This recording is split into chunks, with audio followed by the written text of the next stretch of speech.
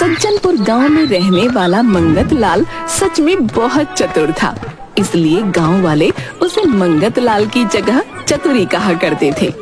चतुरी के घर में उसकी पत्नी शबाना और चतुरी दो लोग ही रहने वाले थे। एक दिन शबाना चतुरी से कहती है, हमारी तो गुजर बसर भी बड़ी मुश्किल से हो रही है, न जाने कैसे चलेगा जीवन। मैं भी कभी कभी ये सोचता हूँ कि हमारी गुजर बसर जैसे तैसे चल रही है, न जाने ऊपर वाले ने हमारे लिए आगे क्या सोच रखा है। इस गांव में रहकर मुझे तो नहीं लगता कि हमारी हालत कभी सुधरने वाली है। बात तो तुम सही कह रही हो शबाना, लेकिन हम ये गांव छोड़कर जाएंगे भी तो कहाँ? इस गांव में कम से कम छत तो है हमारे सिर पर। क्यों ना तुम कुछ दिनों के लिए कमाई करने शहर चले जाओ। मैं यहाँ गांव में रहूंगी और जैसे तैसे अपना गुजर बसर कर लूंगी। तुम शहर जाकर कमाई करके कुछ पैसे जोड़ लो ताकि हम अपने जीवन के लिए कुछ सोच सकें। चतुरी को भी शबाना की बात सही लगी और दोनों ने आपस में सलाह करी और चतुरी कमाई करने पहुंच गया शहर। मेहनती तो वो बहुत था और सूझबूझ भी उसमें बहुत भरी हुई थी। कुछ ही समय में उसने शहर में 100 रुपए कमा लिए। एक दिन चतुरी अपने मन में विचार कर रहा था, अब तो मेरे पास 500 रुपए हो गए हैं। मुझे गांव के लिए वापस रवाना होना चाहिए। न जाने वहां बेचारी शबाना कैसे अपना गुजर बसर कर रही होगी। लेकिन मैं इतने पैसे लेकर गांव वापस जाऊंगा कैसे? रास्ते में तो घना जंगल भी पड़ता है और वहां तो कितने डाकू हैं। मुझे कोई तरीका सोचना होगा जिससे मैं ये सारे पैसे लेकर अपने घर वापस सही सलामत पहुंच जाऊं। 2-3 दिनों तक चतुरी अपने घर वापस जाने का और अपने पैसों को सही सलामत ले जाने का उपाय सोचता रहा। तभी उसके दिमाग में एक तरीका आया। चतुरी ने एक घोड़ी खरीदी और कुछ रुपए उसकी पूंछ में बांधकर चल दिया।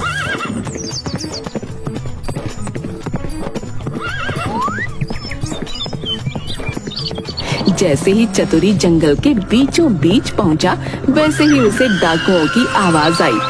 रुक जाओ, कौन हो तुम? जी मेरा नाम चतुरी है और मैं पास के गांव में रहता हूँ मालिक। तुम शहर की तरफ से कहाँ से आ रहे हो? जी मैं शहर काम के लिए गया था। मतलब तू शहर से बड़ी कमाई करके लाया है ना चतुरिया? ला निकाल सारे रुपए पैसे, जो कुछ भी तेरे पास है। रुपए पैसे मेरे पास कहाँ है? जो थे उससे ये घोड़ी खरीद लाया हूँ। इस घोड़ी की बड़ी करामात है, मुझे ये रोज 50 रुपए देती है।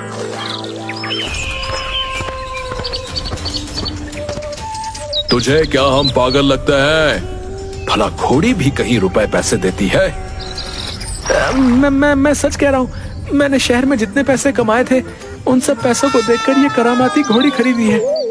सुनो भाइयों, ये चतुरिया क्या कह रहा है कि इसकी ये घोड़ी पैसे देती है, वो भी रोज के 50 रुपए। सरदार, हम एक काम करते हैं, हम भी ऐसी ही 10-15 घोड़ियां खरीद लेते हैं।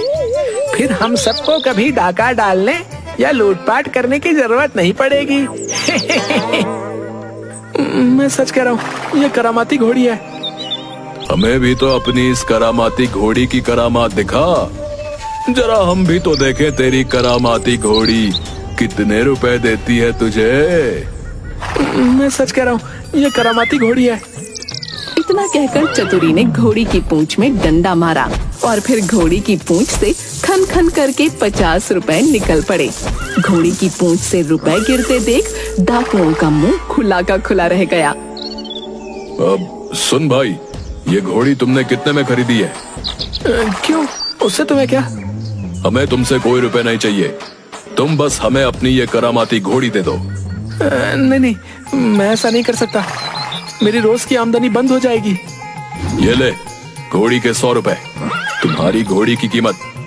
ये अन्याय है, ये 100 तो मेरी घोड़ी 2 दिनों में ही दे देती है, मैं उसके बाद क्या करूंगा?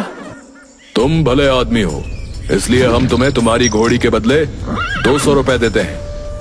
अब अगर तुमने ज्यादा ना नुकुर करी तो घोड़ी और पैसे दोनों से हाथ धो बैठोगे। ठीक है, आप सबके आगे मैं क्या ही कर सकता हूँ। मुझे तो आपकी बात माननी ही होगी। मेरे पास इसके सिवाय कोई दूसरा उपाय बचा ही कहाँ है। चतुरी रुपए लेकर उन्हें घोड़ी दे देता है और अपने गांव की ओर चल पड़ता है।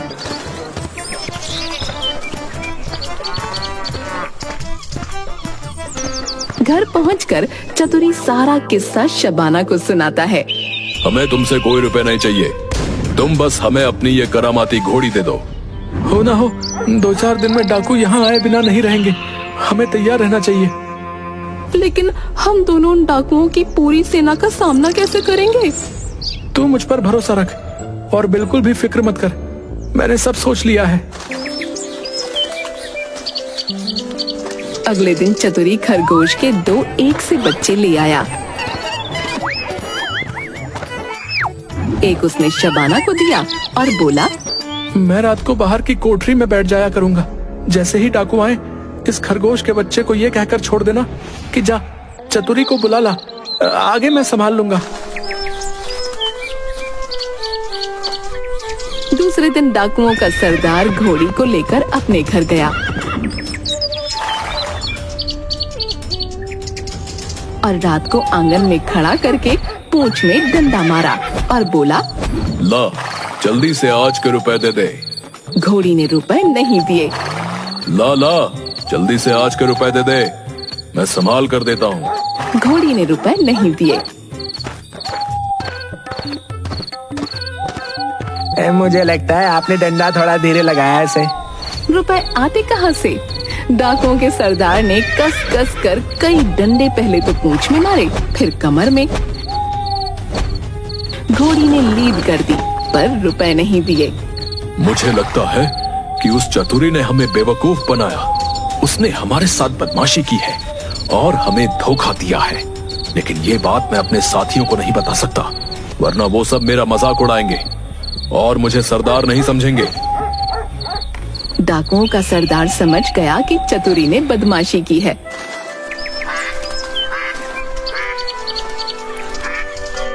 पर उसने अपने साथियों से कुछ भी न कहा। घोड़ी दूसरे डाकू के यहाँ गई, तीसरे डाकू के यहाँ गई।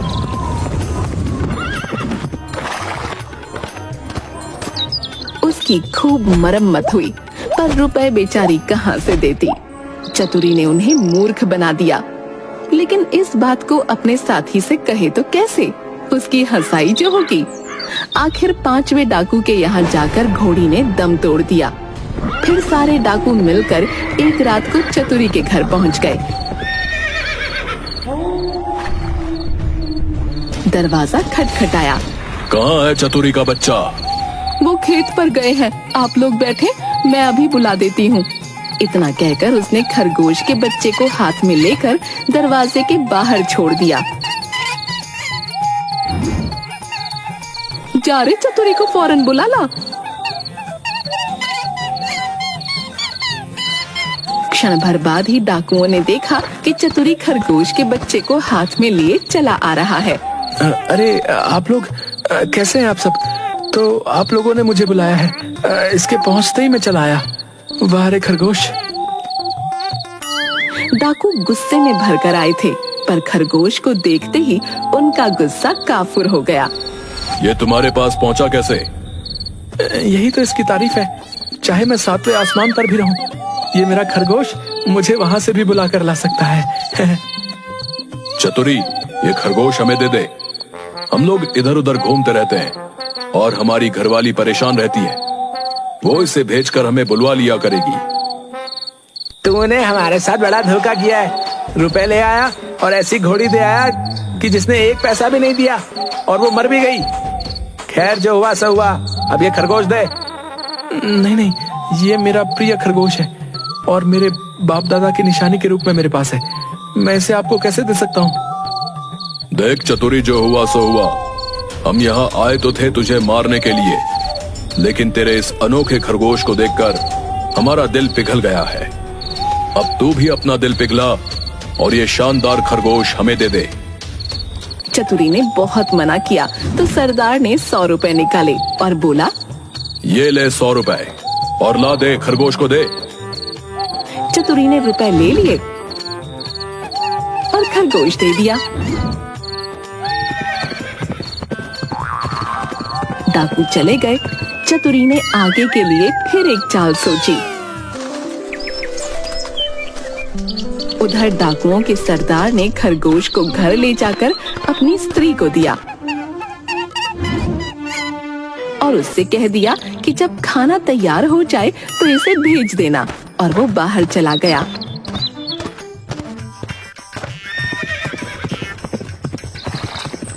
सरदार दोस्तों के बीच बैठा रहा। राह देखते देखते आधी रात हो गई, पर खरगोश नहीं आया तो वो झल्लाकर घर पहुंचा और स्त्री पर उबल पड़ा। तुम कौन सा खाना बना रही हो, हैं? राह देखते देखते दोपहर से रात हो गई और तुम्हारा खाना अब तक नहीं बना। तुम नाहक नाराज होते हो। मैंने तो घंटों पहले खरगोश को भेज दिया था। समझ गया, ये सब उस चतुरी की शैतानी है। इस बार मैं उसे जिंदा नहीं छोड़ूंगा। वो लोग तीसरे दिन रात को फिर चतुरी के घर पहुंच गए। उन्हें देखते ही इनके रुपए लाकर दे दे। मैं नहीं देती। नहीं देती तो कहना क्या चाहती है? क्या तुझे मेरी बात समझ में नहीं आई? मैंने तुझे क्या कहा? मुझे तो समझ आ गई, पर तुम्हें समझ नहीं आ रही। मैं रुपए लाकर नहीं दूंगी। और उसने कुल्हाड़ी उठाकर शबाना पर वार किया। शबाना लहू लुहान होकर धरती पर गिर पड़ी। डाकू दंग रह गए। उन्होंने कहा, अरे चतुरी, ये तूने क्या कर डाला? तुम लोग चिंता ना करो, ये तो हम लोगों की रोज की बात है। मैं इसे अभी जिंदा कर देता हूँ। इतना कहकर चतुरी अंदर गया और वहाँ से एक सारंगी उठा लाया। जैसे ही उसे बजाया कि स्त्री उठ खड़ी हुई। चतुरी ने उसे पहले ही सिखा रखा था और खून दिखाने के लिए वैसा रंग तैयार कर लिया था। चतुरी भैया, ये सारंगी तू हमें दे दे। नहीं नहीं, मैं ये सारंगी आपको नहीं दे सकता। ये तो मेरी माँ की निशानी है। अच्छा, तू एक काम कर, 100 रुपए रख ले और ये सारंगी हमें दे दे। आप मेरी माँ की निशानी की कीमत लगा रहे हैं। तू ये भूल रहा है कि हम डाकू हैं। अगर तूने शराफत से हमारी बात नहीं मानी तो इस सारंगी के साथ साथ अपनी जान से भी हाथ धो बैठेगा। जाने दीजिए, आप इन्हें ये सारंगी दे दीजिए। जान है तो जहान है। चतुरी ने सरदार को सारंगी दे दी और सारंगी लेकर वे चले गए। घर पहुंचते ही सरदार ने स्त्री को फटकारा और स्त्री कुछ तेज हो गई तो उसने आव देखा न ताव कुल्हाड़ी लेकर गर्दन अलग कर दी। फिर सारंगी लेकर बैठ गया। बजाते बजाते सारंगी के तार टूट गए, लेकिन स्त्री ने आंखें नहीं खोली। वो फौरन चतुरी के घर पहुँचे और उसे पकड़कर एक बोरी में बंद कर दिया और नदी में डुबोने ले चले। रात भर चलकर सवेरे वो एक मंदिर पर पहुँचे। थोड़ी दूरी पर नदी थी। उन्होंने बोरी को मंदिर पर रख दिया और सब चले गए। उनके जाते ही चतुरी चिल्लाया, मुझे नहीं करनी, मुझे नहीं करनी। संयोग से उसी समय एक ग्वाला अपनी गाय भैंस लेकर आया। उसने आवाज सुनी तो बोरी के पास गया और बोला, क्या बात है? तुम कौन हो और तुम्हें इस बोरी में किसने बंद किया है और क्यों बंद किया है? क्या बताऊं? राजा के लोग मेरे पीछे पड़े हैं कि राजकुमारी से विवाह कर लूं, लेकिन मैं कैसे करूं? लड़की कानी है। ये लोग मुझे पकड़कर ब्याह करने ले जा रहे हैं। भैया, मेरा ब्याह नहीं हो रहा। अगर तुम्हें ब्याह नहीं करना तो क्या हुआ है? मैं इस ब्याह के लिए तैयार हूँ। मैं तुम्हें खोलकर बाहर निकाल देता हूँ और तुम मुझे इस बोरी में बंद कर देना। इतना कहकर ग्वाले ने झटपट बोरी को खोलकर चतुरी को बाहर निकाल दिया और स्वयं बंद हो गया। चतुरी उसकी गाय भैंस लेकर 9-2-11 हो गया। थोड़ी देर में डाकू आए और बोरी ले जाकर उन्होंने नदी में पटक दी। उन्हें संतोष हो गया कि चतुरी से उनका पीछा छूट गया, लेकिन लौटे तो रास्ते में देखते क्या है कि चतुरी तो सामने है। उन्हें अपनी आंखों पर विश्वास न हुआ। पास आकर चतुरी से पूछा, क्या बे, यहाँ तू कैसे? आप लोगों ने मुझे नदी में उथले पानी में डाला, इसलिए गाय भैंस ही मेरे हाथ पड़ी। अगर गहरे पानी में डाला होता तो हीरे जवाहरात मिलते। हीरे जवाहरात का नाम सुनकर सरदार के मुंह में पानी भर आया। भैया चतुरी, तू हमें ले चल और हीरे जवाहरात दिलवा दे। चतुरी तो चाहता ही यही था। वो उन्हें लेकर नदी पर गया। देखो, जितनी देर पानी में रहोगे उतना ही लाभ होगा। तुम सब एक एक भारी पत्थर गले में बांध लो। उन्होंने अपने अपने गलों में पत्थर बांध लिए और एक कतार में खड़े हो गए। चतुरी ने एक एक को धक्का देकर नदी में गिरा दिया। सारे डाकुओं से हमेशा के लिए छुटकारा पाकर चतुरी गाय भैंस लेकर खुशी खुशी घर लौटा और शबाना के साथ आनंद से रहने लगा।